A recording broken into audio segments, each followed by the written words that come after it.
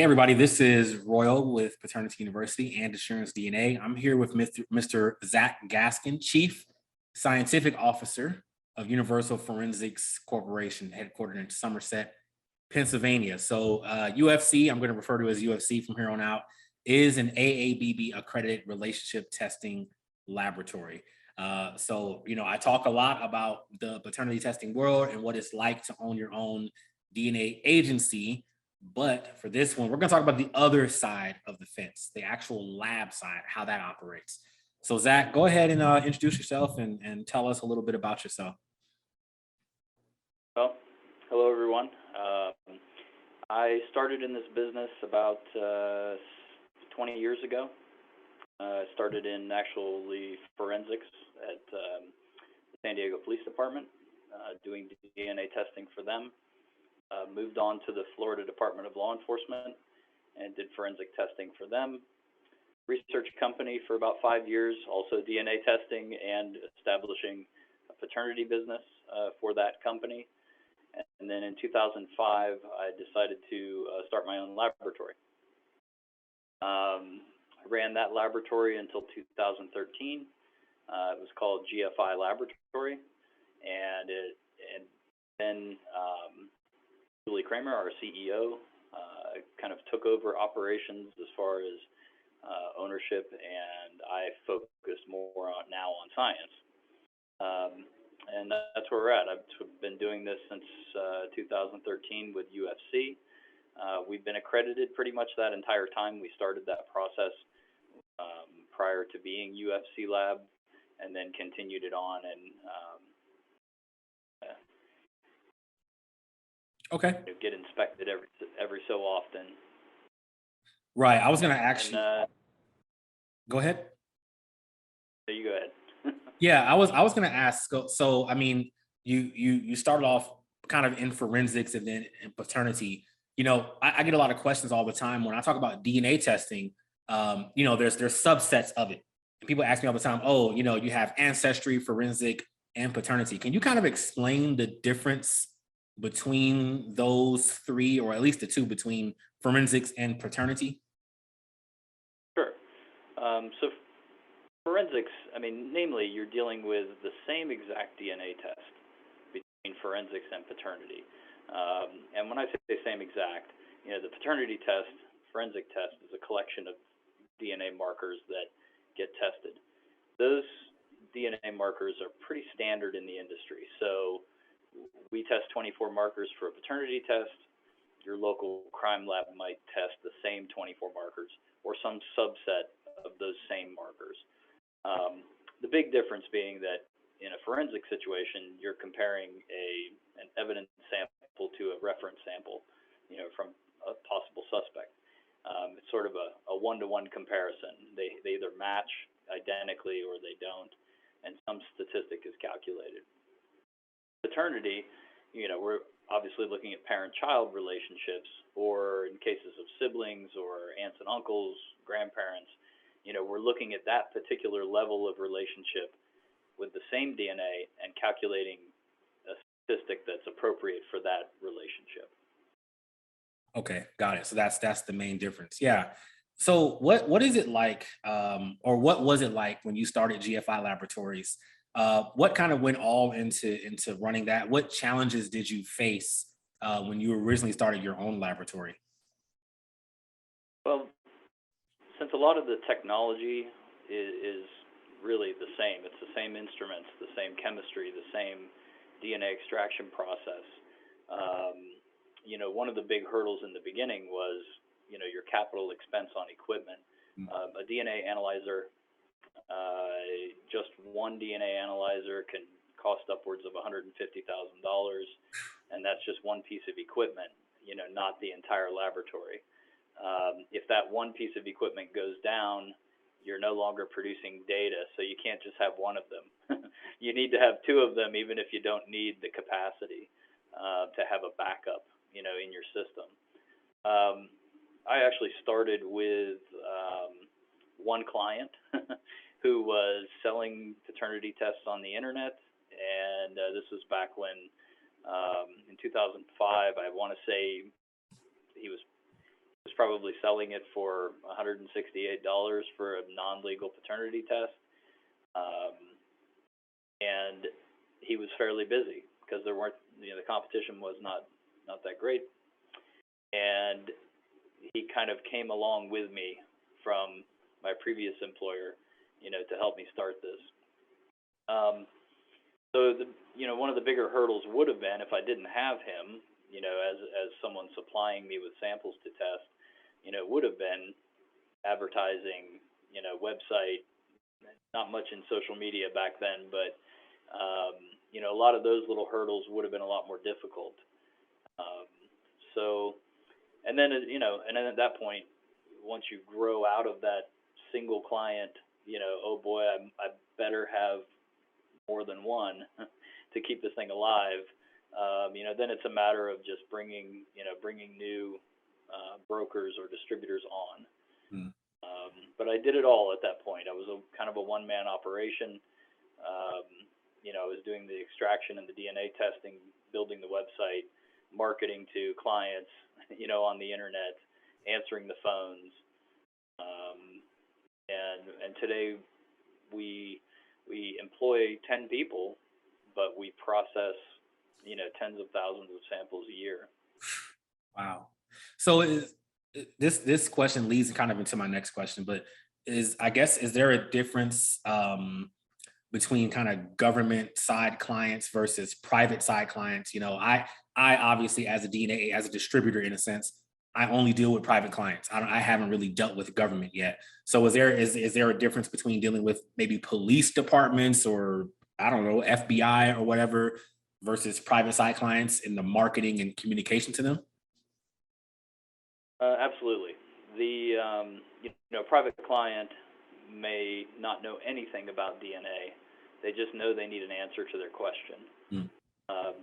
Government entity, that person, your contact person, may also not know anything about DNA and also know that they just need an answer, but they need an answer to 45,000 cases, over an annual period. And there are a lot more hoops to jump through to get that kind of work, to qualify for state contracts or even local contracts. We do deal with a few clients who they've managed to get local contracts with local government agencies. The bulk of the work that we do is through brokers or distributors who are selling online, and it's a nice help for us because then we don't have to focus on dealing with the clients and marketing. And we're actually one of the few laboratories that doesn't really directly market to clients. Mm. We solely go through distributors. So we're not competing, with our distributors. That was a decision we made years ago because it seemed like our focus was being pulled in two different directions. And it was clear that some distributors could do it really, really well, and you were, having to fight the same learning curve as them, and then competing with them, which didn't really make sense to us.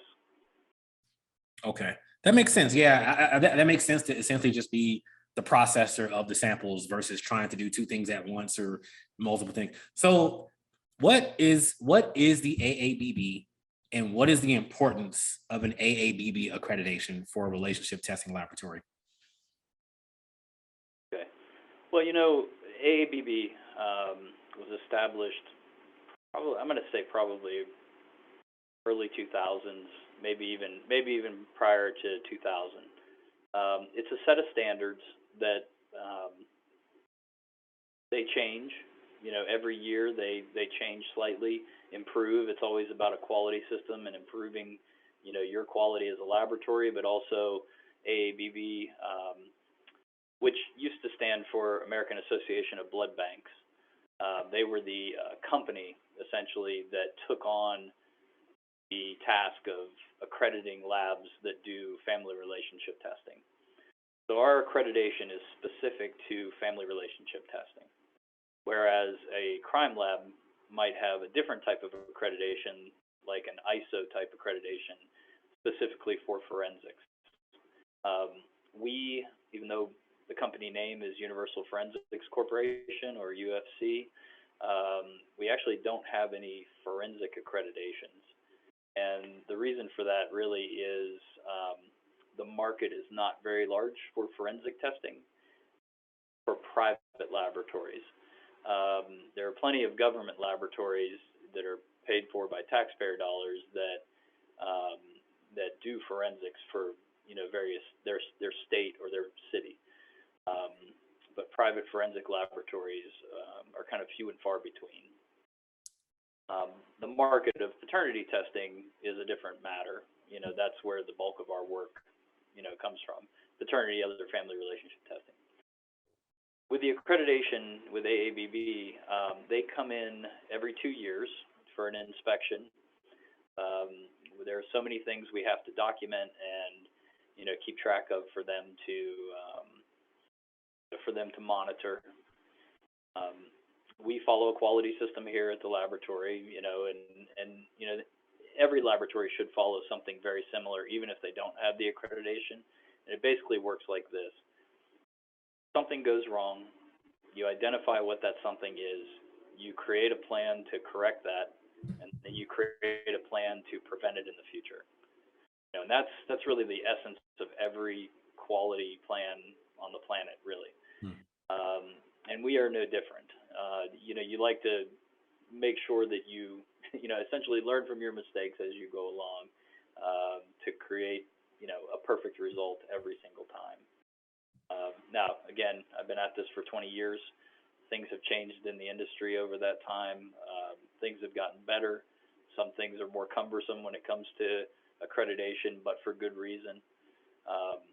But again, we essentially pay this company to come and inspect us on that biannual basis, and then give us the seal of approval, essentially. To my knowledge, right now, if you look at the AABB Accredited Laboratory list, there are only about 16 in the country. There are some locations on the list that are collection site only, and that might be another topic to discuss. Mm-hmm. But there used to be about 40 labs, 40, out there that had the AABB accreditation, and that number has shrunk. Wow. Last couple of years. Wow. And is there, I know there is some kind of cost to it, at least for the initial onboarding with the AABB and inspections, but is there a repeated cost? I think you said something like you essentially pay them to come out again, unless I misheard you.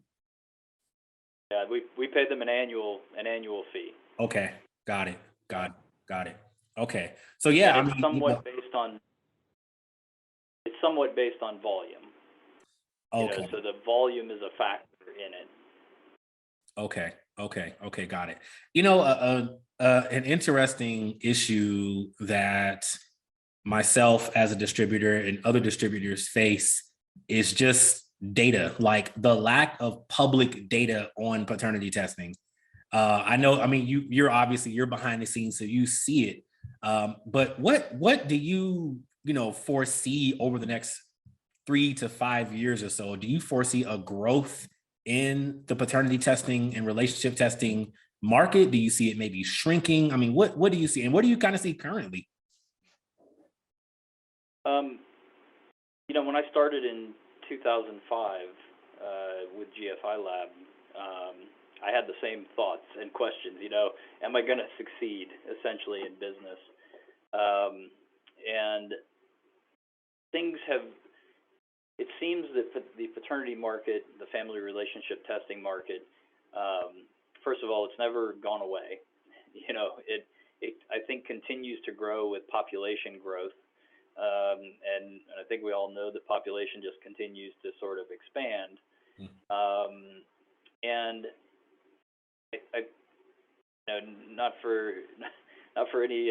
not to get down into political discussions, but with the overturning of Roe versus Wade, yes, I'm not sure how that's going to affect the market, but it could be that there is an increase. If there's an increase of children being born, there will be an increase in paternity testing that's needed. I've heard statistics over the years, but just in my own experience, it seems to be a relatively slow, steady growth. Okay. Rather than a spike and then a lull and then a spike, it seems to just be more, a linear growth. Yeah, slowly growing over time.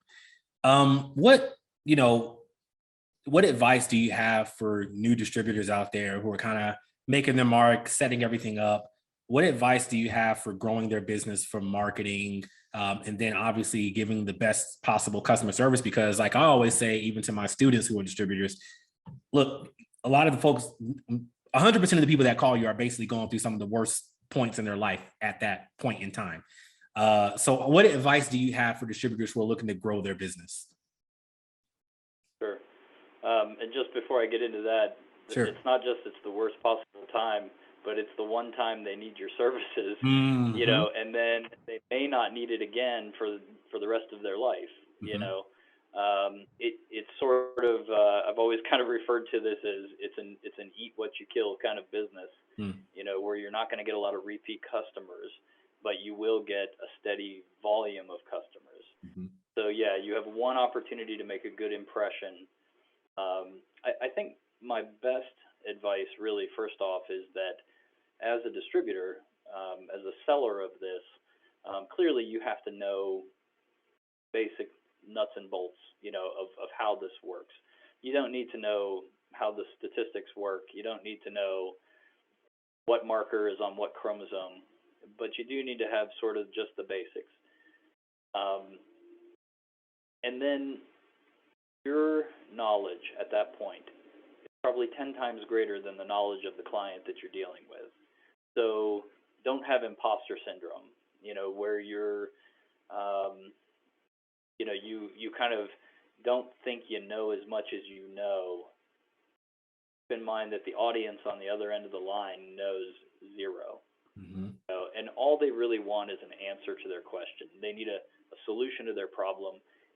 You're the person to give it to them. I would say the next thing, though, is to keep the expectations of your client in check. And what I mean by that is, kind of don't overpromise and then underdeliver, to the client. Always the other way around. Just keep their expectations. A good example is turnaround time. How fast are we going to get results back to you, and how fast can you get results back to your client? Our laboratory tries to turn around cases in 1 to 2 business days. Mm-hmm. We do certain things to try to make that happen in the majority of the cases that we do. But I wouldn't promise 1 to 2 business days to a client at your end, at the distributor end, without some qualification, to that. Once the samples reach the lab, we typically have 1 to 2 business day turnaround. But you got to throw in shipping. Shipping takes time. The results are electronic, so they come back, but can you get your client the report, quick and easy, or in minutes? And I think if you set them up for that up front, then they're not disappointed. They're not calling you as much saying, "Where's my results? Where's my results?" Their expectations are managed at that point. Yeah, that 100% makes sense. And I always, I say it kind of jokingly too, just on top of that, when it comes to just business in general, that you all, the labs, never will say to the distributors, "Hey, you're doing too many paternity tests. You're growing too much. You need to stop because you've done 1,000 paternity tests this year. We don't like that." I always say that just in general, because, the more business we bring in for ourselves as a distributor, obviously, the more business you guys get, and we have this healthy relationship. And speaking of which, how can a distributor keep a healthy relationship with a lab, either Universal Forensics or any other lab? How does a distributor keep a healthy relationship? Well, I think, right back to managing the expectations, keeping a distributor's expectations in check too. It's kind of a self-reflection, on how do I understand how the laboratory works, and what can I expect out of them. We're not a horse that you can make run faster by, spurring it on. There's a process. We have to follow the process. It follows the accreditation standards. And while we do and can move cases along a little bit faster, there are certain restrictions that just kind of limit us from doing a 10-minute DNA test. It doesn't exist. A 10-minute DNA test does not exist. Getting results the same day they show up here at the lab is typically not possible because of the time it takes to amplify the DNA markers. So, when we say typically 1 to 2 business days, we're pushing as fast as we can go, with the highest level of quality we can achieve. And the other thing too is just, communicate your issues before they become a big issue. Yeah. So a good example would be, you have a client that comes in and says, I may be the father, but my brother might also be the father. Yeah. Now, it's actually a more common occurrence than I really want to think about, but it does happen. And when we get a result that is essentially we're testing the uncle as the father, we're looking at that statistic specifically, that he's the father or he's not the father. If we know that he is the brother or possibly the brother, then we can sort of adjust our expectations here, to do the right calculation. The laboratory is not, a machine that you just put stuff in, press a button, and walk away. It's a collection of people and chemistry and biology and statistics and computer programming, and it all, kind of works together. But it's not a vending, like a vending machine. Like a vending machine, where you can just put money in and get your, your product out. So it's good to keep that in mind, that we're, results are interpreted by software plus humans, and just have to keep, kind of keep that perspective, and that actually keeps a decent working relationship, between the distributor and the laboratory. Yeah, I'd say that wraps it up. Oh yeah, all of it essentially is expectation management from distributor to lab and distributor to client, essentially expectation management. That makes sense. So here's my burning question, and I'm pretty sure you get it from distributors 10, 15 times a day. Will you all ever offer prenatal, non-invasive prenatal testing? Because, oh my God, that's 80% of my clients, right? That's 80% of my revenue right there. And I'm just curious, there's a lab that essentially has that market cornered. Do you all foresee you guys offering that?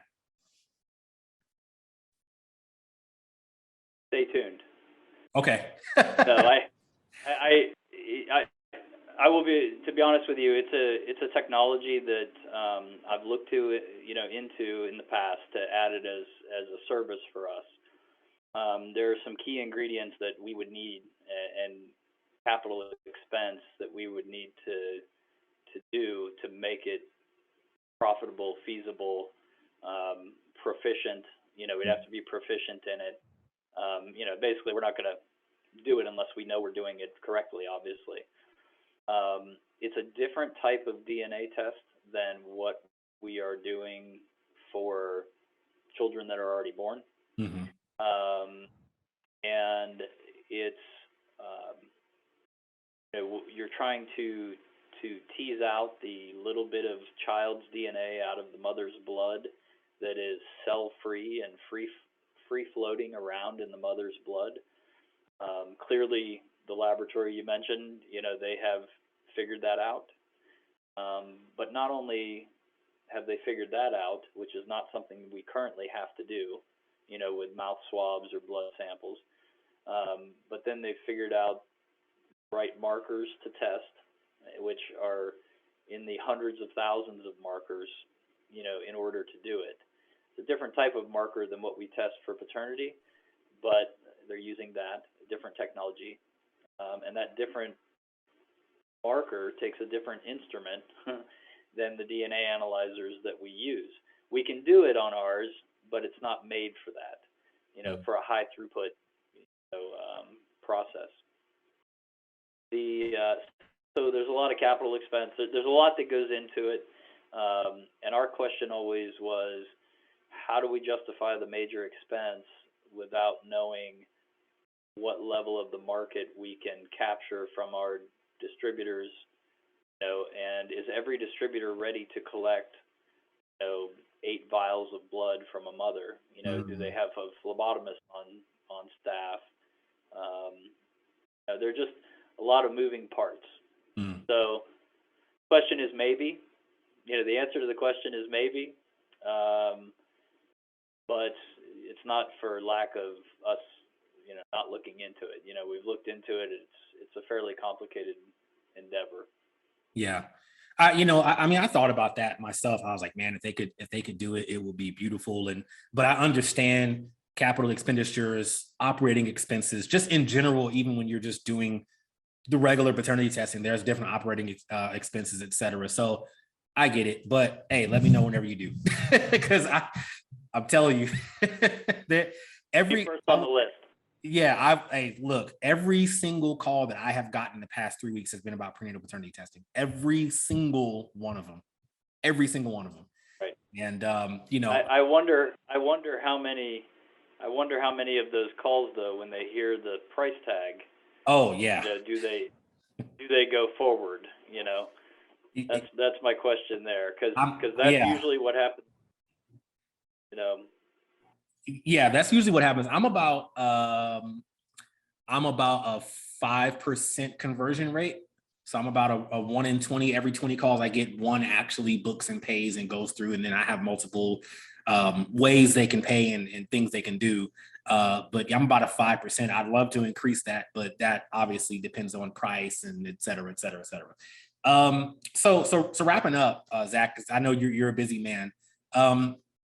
What other pieces either of advice do you have for distributors or anything else you want to say about universal forensics and the work that you guys do? Sure.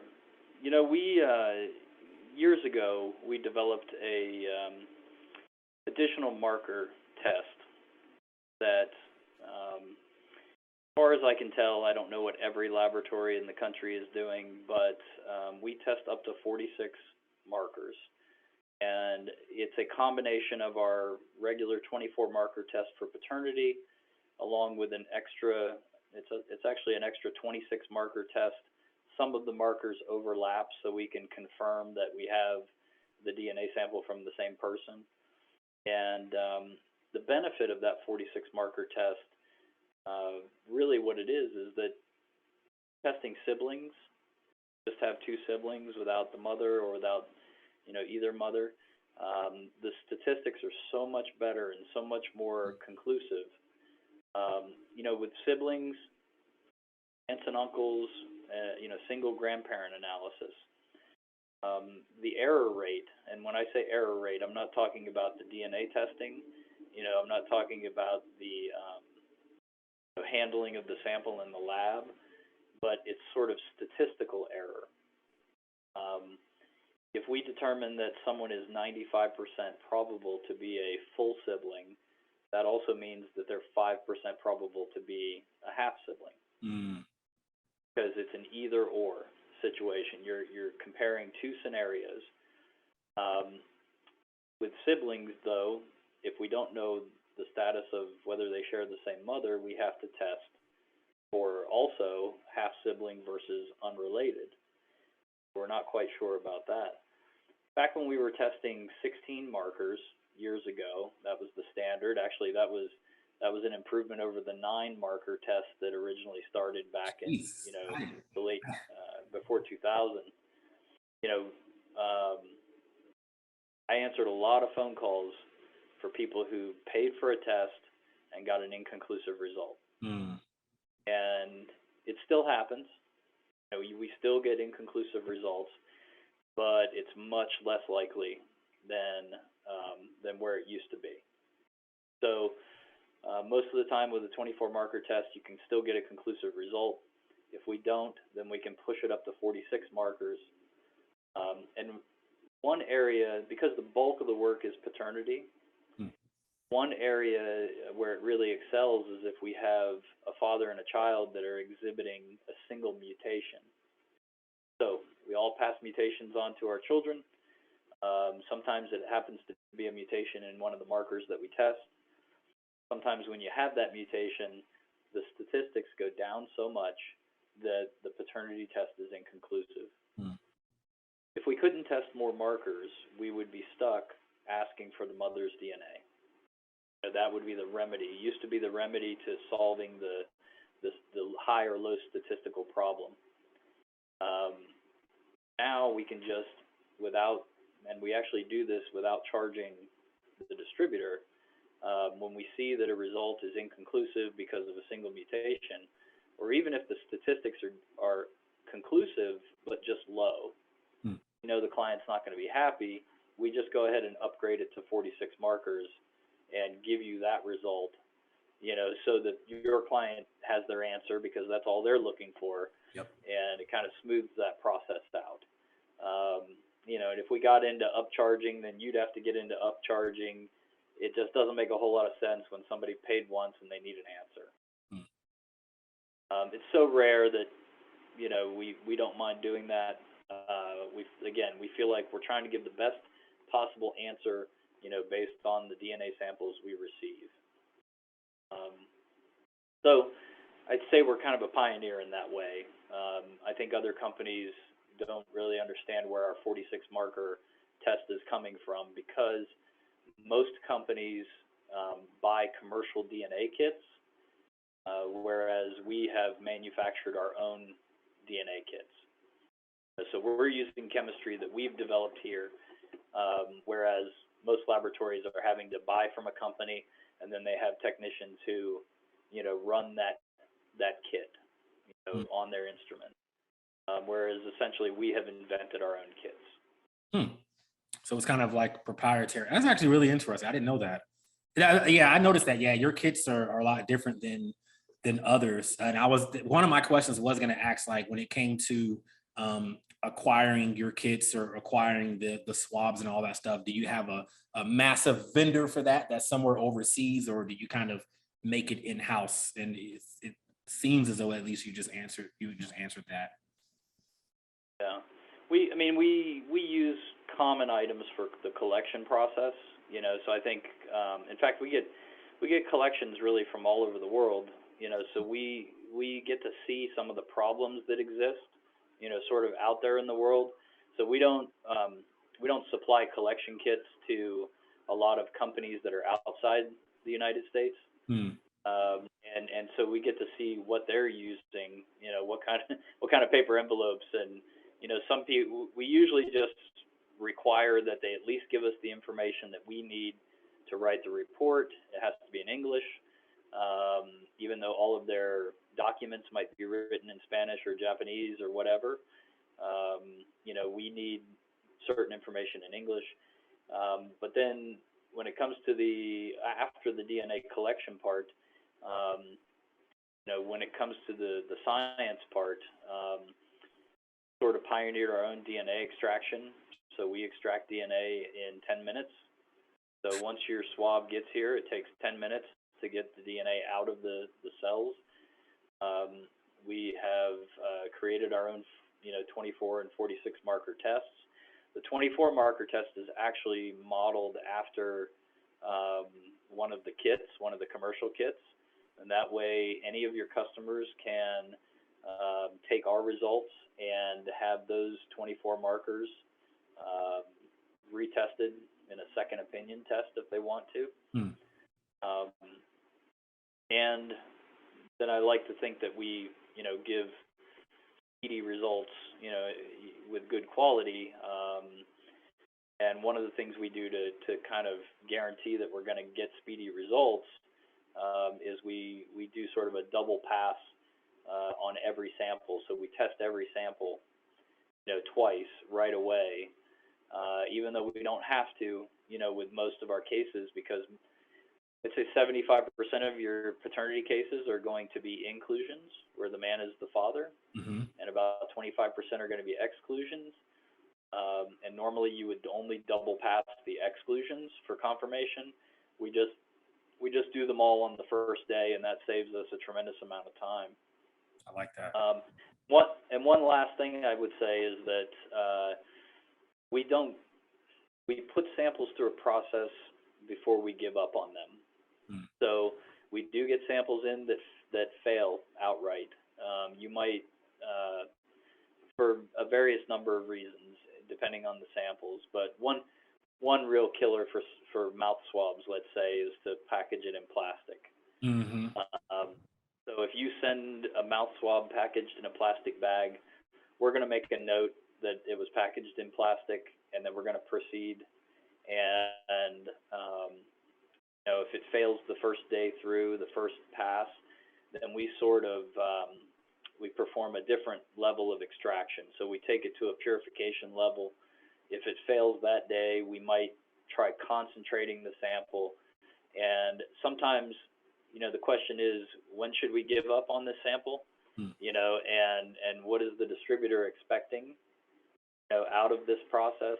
Well, I'm hoping that you want us to try to get a good quality result and answer your client's question rather than give a failed result. And that's what we try to do. We try to give it every possibility to work until we've exhausted all of our possibilities, which is usually about a 3 to 4 day exhaustion period. And then it didn't work, we have to write it up as a failed sample.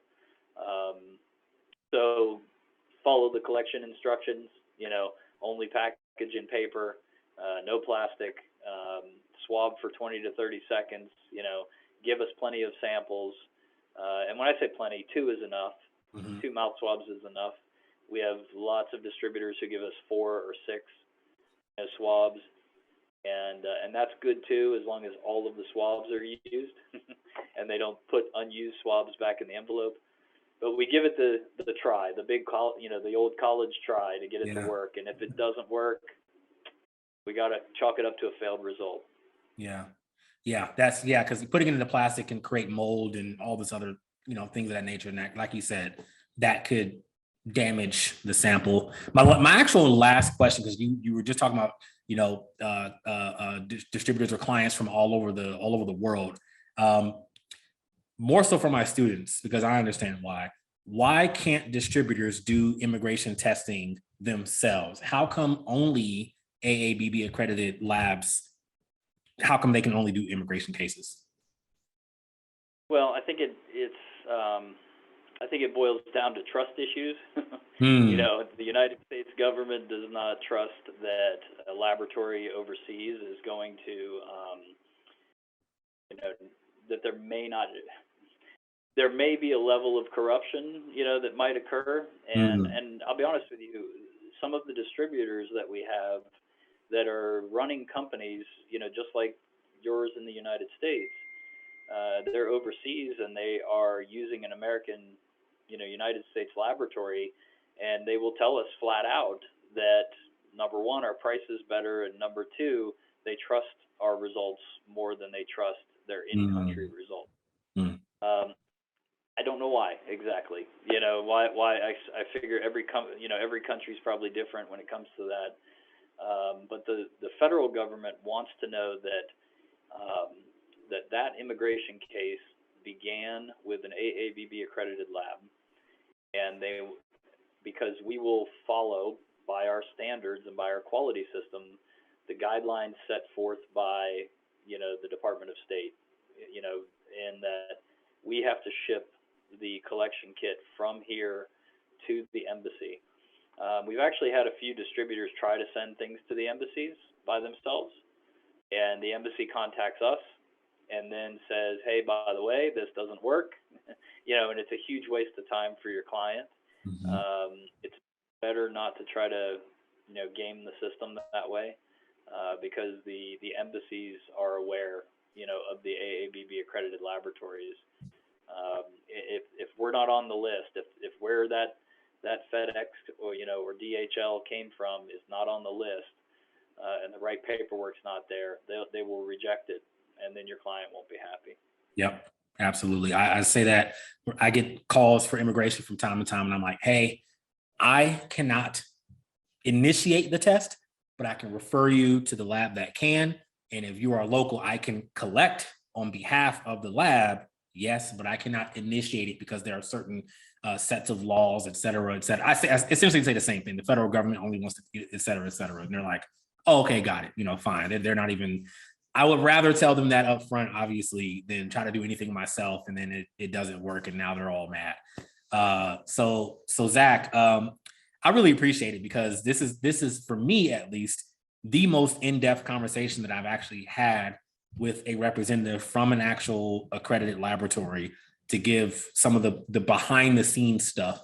And I quite frankly, I don't know if this has been done before on a scale to where other distributors can also see this information and take it and learn, as well as begin to even use your lab more and more and more and more.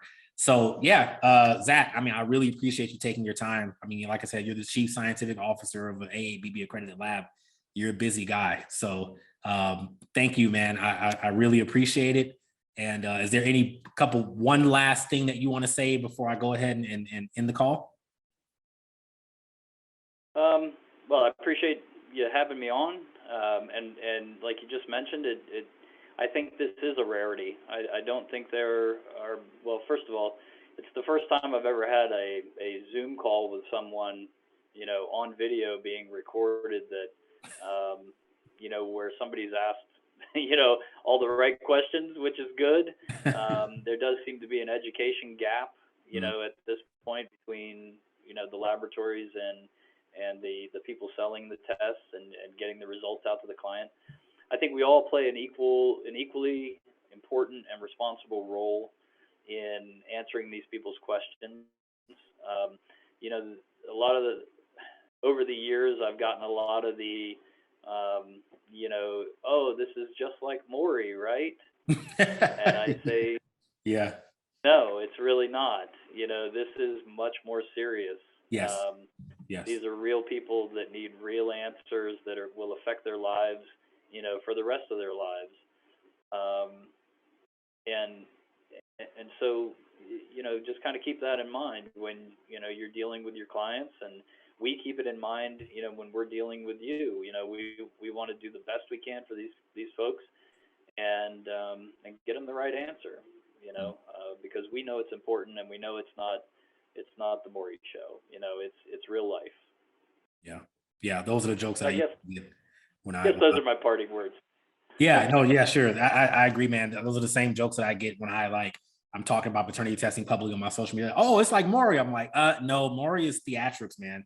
I mean, the testing is, that in paternity court. Yeah, but all that stuff is entertainment. This is real, dude. I've had people cry to me on the phone. Like, it's not, it kind of sucks. Right. And I've had people be extremely happy because that's the greatest thing in their life. You know what I mean? So yeah, it's serious. Sometimes they're crying because they're not the father, and sometimes they're crying because they are the father. Oh yeah. And from experience, I mean, if you have time for one little last kind of story, but I've dealt with a lot of clients over the years. Over the phone, I've had them in person, hugging me, thanking me, blessing me, things, and it's in that respect, it's rewarding, and but probably one of the sadder cases, really is when two people that are in their 80s or 90s decide that they want to do a DNA test because they've lived all of those years with this question in their mind and this, maybe a hole in their heart, whatever the situation is, without knowing, and now they want to know, did they share the same father? And the father's deceased. Clearly, and you really want to do the best you can, to help these people out. And maybe maybe the last true important question in their life, Mm. you know, for them that they need answered. And I've seen it over and over and over again. You know, people waiting too long. You know, the easy test is the paternity test. You know, the sibling test is a little more difficult. There's that chance of an inconclusive result. You know, but you want to give these people the answer that they need. You know, and so I think we serve. You know, we definitely provide a service that people need. You know, that affects their lives.